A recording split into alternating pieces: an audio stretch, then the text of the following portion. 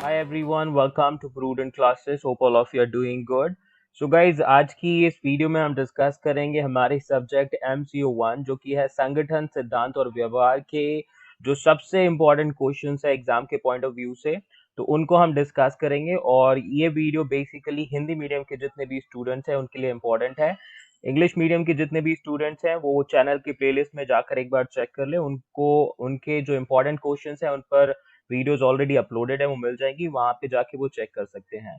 तो चलिए डिस्कस करते हैं। और जितने भी हिंदी मीडियम के स्टूडेंट्स हैं आगे भी मैं इम्पोर्टेंट टॉपिक्स पर वीडियोस लाता रहूंगा, तो चैनल सब्सक्राइब कर लीजिएगा क्योंकि फ्यूचर में आपको बहुत सारी वीडियोस मिलने वाली हैं जो कि आपके एग्जाम में आपको हेल्प करेंगे। और जो हमारा मिशन है 70% और मोर इन दी एग्जामिनेशन, उसको अचीव करने में आपको हेल्प करेंगी। ठीक है, तो चलिए आगे बढ़ते हैं। और हो सके जितना ज़्यादा हो सके आपसे, आप इस वीडियो को अपने दोस्तों के साथ भी शेयर कर दीजिएगा, जिससे कि जो आने वाले एग्जाम्स हैं उनकी वो प्रिपरेशन अच्छे से कर पाए।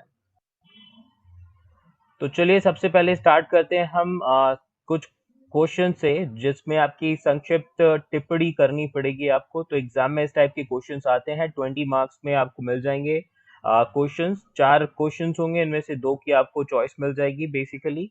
तो कुछ यहाँ पर इंपॉर्टेंट मैं आपको क्वेश्चंस दे रहा हूँ, नोट डाउन कर लीजिए। 2 पार्ट में हम डिवाइड करेंगे अपने क्वेश्चंस को। सबसे पहले पार्ट में हम रखेंगे हमारे मोस्ट इंपॉर्टेंट क्वेश्चंस को, और दूसरे में हम रखेंगे इंपॉर्टेंट क्वेश्चंस को। तो मोस्ट इंपॉर्टेंट क्वेश्चंस आपको सबसे पहले प्रिपेयर करने हैं, और उसके बाद जो हमारे इंपॉर्टेंट क्वेश्चंस होंगे उनको आपको उनके बाद प्रिपेयर करना है। ओके, तो ये संक्षिप्त टिप्पणी वाले जितने भी क्वेश्चन है ये सारे मोस्ट इंपॉर्टेंट आपके कैटेगरी में रहेंगे, तो इन सभी को सबसे पहले आपको तैयार करना है। तो क्वेश्चंस आपके जो स्क्रीन पर आ चुके हैं आप देख सकते हैं। सबसे पहला है कुल गुणवत्ता प्रबंधन, जो कि आपको चैप्टर नंबर 20 में मिल जाएगा, या यूनिट नंबर 20 में जाकर आप चेक कर लीजिएगा, मिल जाएगा आपको। व्यापार प्रक्रिया री इंजीनियरिंग, बेसिकली यूनिट 20 का ये भी आपका क्वेश्चन है। संगठनों में सांस्कृतिक विविधता का प्रबंधन, यूनिट 17 का क्वेश्चन है। हॉथॉर्न प्रयोग या हॉथॉर्न एक्सपेरिमेंट, जो कि यूनिट 2 में मिल जाएगा आपको। समूह सशक्ति संशक्ति, बेसिकली यूनिट 12 का क्वेश्चन है। ग्रुप कोहेसिवनेस इसको इंग्लिश में बोलेंगे, समूह संशक्ति बेसिकली हिंदी में बोलेंगे, यूनिट 12 का क्वेश्चन है। प्रबलन यानी कि रीइंफोर्समेंट की भूमिका आपको बतानी है इस पर्टिकुलर क्वेश्चन में, यूनिट 5 का टॉपिक है ये।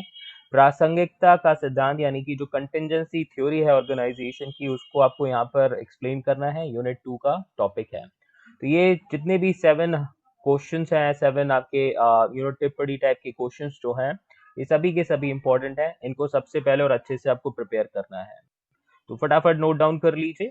आगे बढ़ते हैं, डिस्कस करते हैं अभी अंतर वाले क्वेश्चन। तो इसमें आपके अंतर बताइए वाले क्वेश्चन मिल जाएंगे आपको एग्जाम में, और ये भी आपको 20 मार्क्स में मिल जाएंगे। अगर कोई भी क्वेश्चन आता है तो 3 या 4 आपके क्वेश्चन होंगे, जिनमें से आपको 2 करने पड़ेंगे 10-10 मार्क्स के।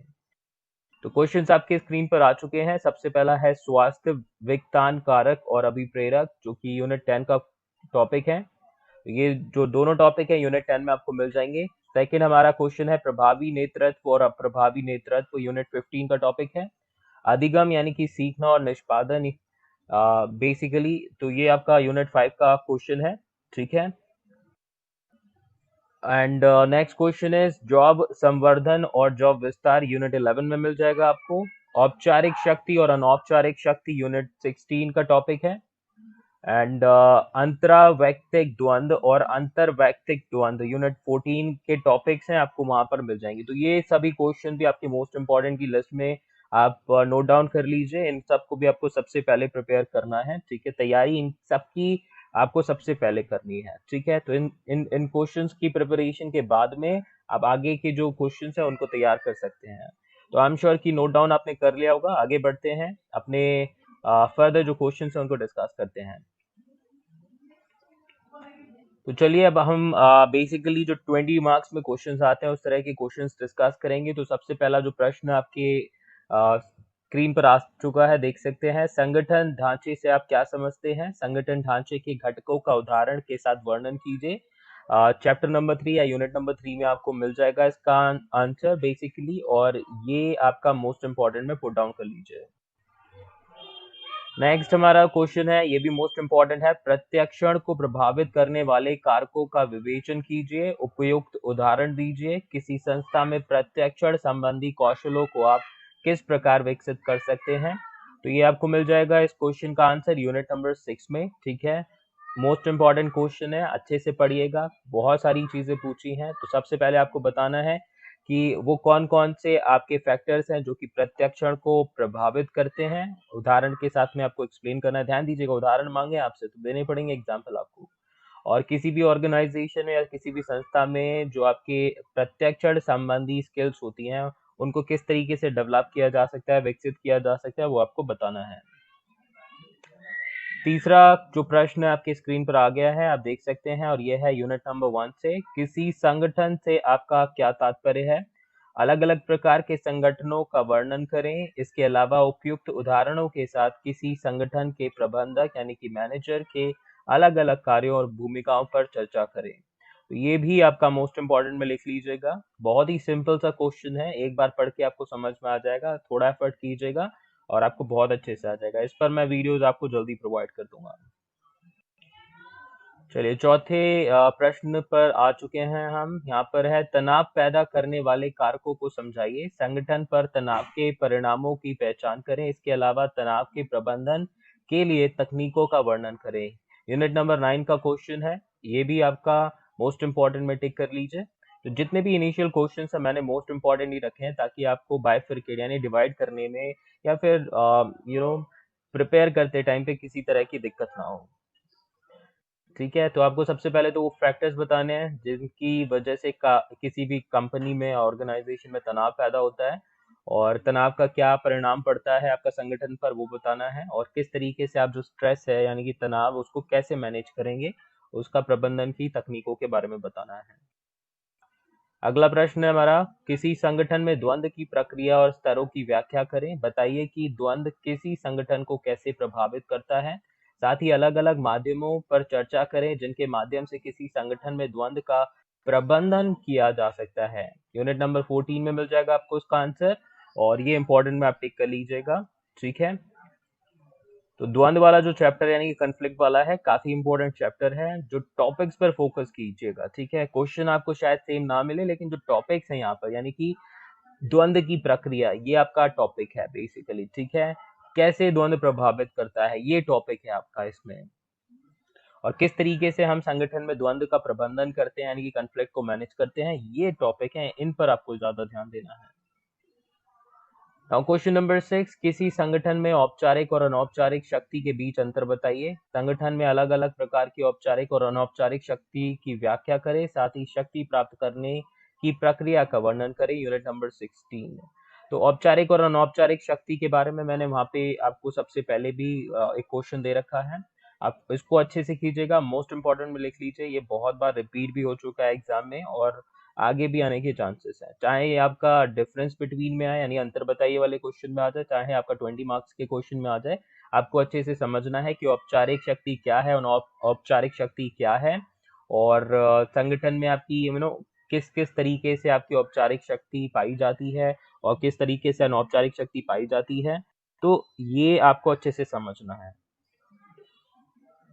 नाउ बात करेंगे क्वेश्चन नंबर 7 की। प्रश्न आपका 7 आ चुका है स्क्रीन पर, संगठनात्मक प्रभावित क्या है। संगठनात्मक प्रभावशीलता यानी कि प्रभावित के अलग अलग घटकों और निर्धारकों की व्याख्या करें। तो आप चाहे बोल लीजिए संगठनात्मक प्रभावित या संगठनात्मक प्रभावशीलता, बात एक ही है। आपको इस टॉपिक के बारे में पढ़ना है कि होता क्या है, और इसको इंग्लिश में बोलते हैं ऑर्गेनाइजेशनल इफेक्टिवनेस, बेसिकली यूनिट 3 का कॉन्सेप्ट है, इसको इंपॉर्टेंट में लिख लीजिएगा। क्वेश्चन नंबर 8 आपकी स्क्रीन पर आ चुका है, संगठनात्मक संस्कृति की मुख्य विशेषताएं क्या हैं, इसे प्रभावित करने वाले कारकों की व्याख्या करें और संगठन पर इसका प्रभाव समझाइए।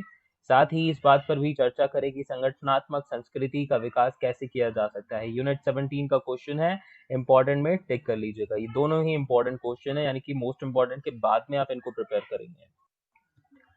अगला क्वेश्चन, नौकरशाही से आप क्या समझते हैं, इसकी विशेषताओं की व्याख्या करें। क्या आपको लगता है कि नौकरशाही संगठन में कार्यकुशलता को बढ़ाती है। अपने मत के पक्ष में दलीलें दीजिए। यूनिट नंबर 2 का क्वेश्चन है, इसको भी इंपॉर्टेंट लिख लीजिए। आई एम श्योर कि आपने नोट डाउन कर लिए होंगे question. Now let's proceed to the next slide. तो नेक्स्ट स्लाइड का क्वेश्चन नंबर 10 आपकी स्क्रीन पर आ चुका है। इससे संगठनात्मक वातावरण के अलग अलग आयामों की व्याख्या करें। अनुकूल संगठनात्मक वातावरण का निर्माण कैसे कर सकते हैं। यूनिट नंबर 17 का क्वेश्चन है, इसको मोस्ट इंपॉर्टेंट में लिख लीजिएगा। ओके, आपको बताना है कि जो संगठन में आपका वातावरण होता है, यानी कि एनवायरनमेंट जो क्रिएट होता है, वो किस तरीके से होता है और क्या क्या आपके आयाम होते हैं उसके, उनको व्याख्या करनी है, एक्सप्लेन करना है basically. Question number 11 most important, job design क्या है। किसी संगठन में जॉब डिजाइन को प्रभावित करने वाले कारकों का वर्णन करें। जॉब पुनः डिजाइन की अलग अलग तकनीकों का परीक्षण कीजिए। यह किस प्रकार संगठनों की कार्यकुशलता में सुधार लाने में सहायक होती है। यूनिट नंबर 11 का क्वेश्चन है और बहुत ही अच्छा क्वेश्चन है, आपको अच्छे से पढ़ना है। सो 11वां नंबर का क्वेश्चन हमारा मोस्ट इंपॉर्टेंट है। क्वेश्चन नंबर 12 स्क्रीन पर आ चुका है। इससे किसी संगठन में संप्रेषण के महत्व पर चर्चा करें। प्रभावी संप्रेषण को प्रभावित करने वाले कारकों को बताइए और संगठन में संचार यानी कि संप्रेषण को प्रभावी बनाने के तरीके उदाहरण के साथ समझाइए। यूनिट नंबर 13 में मिल जाएगा आपको इसका आंसर और ये भी मोस्ट इंपॉर्टेंट क्वेश्चन है आपका, जिसको आपको तैयार करना है। ओके,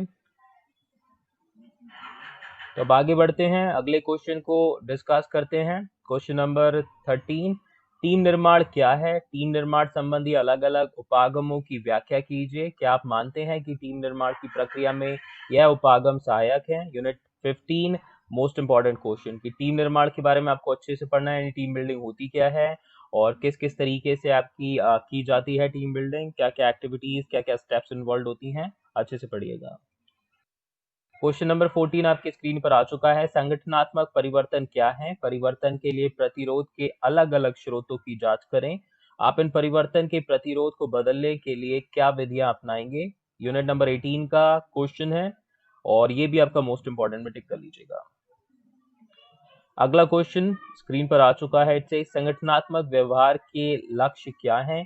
संगठनात्मक व्यवहार में अलग अलग उभरते रुझानों को समझाइए। वे संगठन को कैसे प्रभावित करते हैं।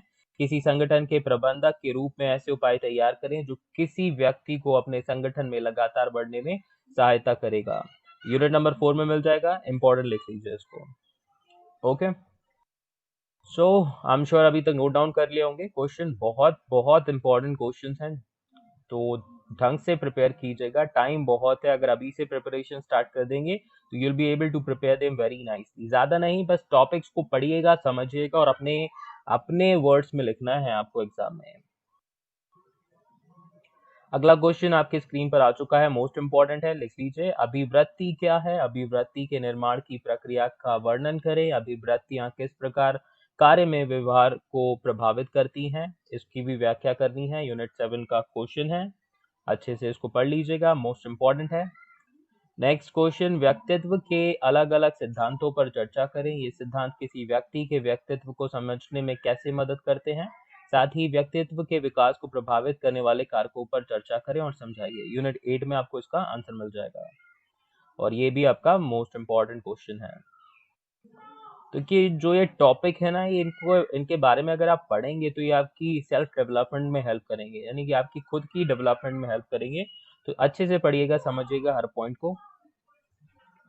अगला क्वेश्चन स्क्रीन पर आ चुका है, नेतृत्व की अलग अलग शैलियों का वर्णन करें। टीम के विकास के अलग अलग अवस्थाओं पर भी चर्चा करें। यूनिट 2 और ये आप इंपॉर्टेंट में लिख लीजिएगा। क्वेश्चन अच्छा है, इसको भी पढ़ के आप अपने सेल्फ डेवलपमेंट के लिए बहुत कुछ कर सकते हैं और ये लीडरशिप वाला बेसिकली क्वेश्चन है। तो क्वेश्चन 19 अब डिस्कस करते हैं। क्या आप समझते हैं कि मैक्लेलैंड द्वारा प्रतिपादित उपलब्धि अभिप्रेरण सिद्धांत मैस्लो और हर्ट्जबर्ग के सिद्धांतों से अधिक व्यवहारिक है।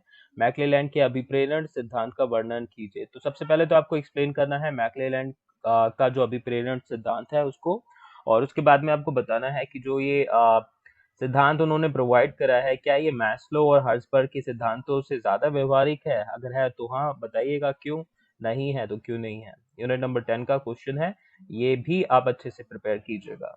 ओके,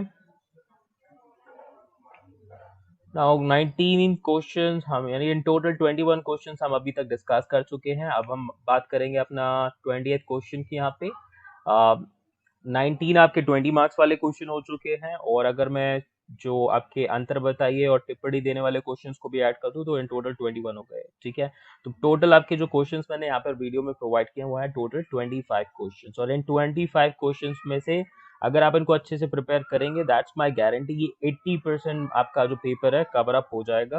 आपको 80% जो क्वेश्चन है इसी में से मिल जाएंगे।